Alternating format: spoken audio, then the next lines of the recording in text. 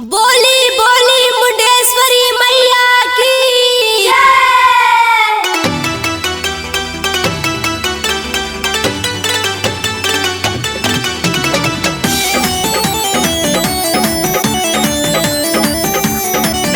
बोली बोली तारा चंडी मैया की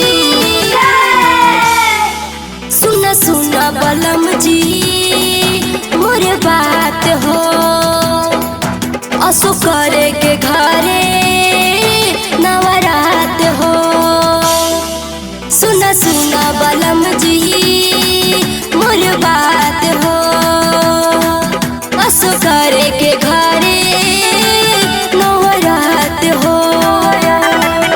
दिन मनवा बनाई असो कल साधराई तब बोला कि हमें बुराई का होई बुराई का होई हो। पैसा पूजा कर ला कि 100 रुपया में सैया माई के पूजाई का होई कि पैसा दे बना ता हता ना तोहर कमाई का होई। एरा जाऊ पूजा पाठ करवा ता भलाई हो जाए। एरा जाऊ पूजा पाठ करवा ता भलाई हो जाए कि तोहर दोगुना कमाई हो जाई कि तोहर पहिले से दोगुना कमाई हो जाई।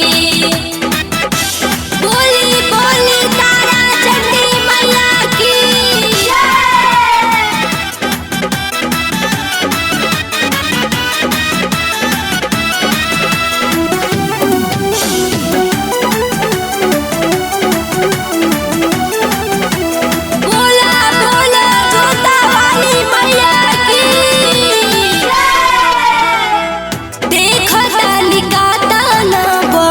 बा महंगाई पंडित जी गए हमें दक्षिणा दियाई।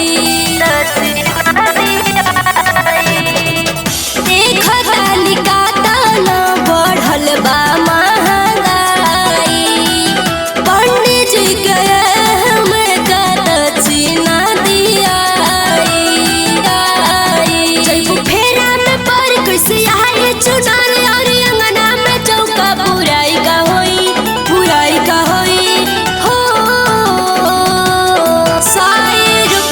सैया माई के पूजाई का होई कि पैसा दे बना त हतना तोहर कमाई का होई।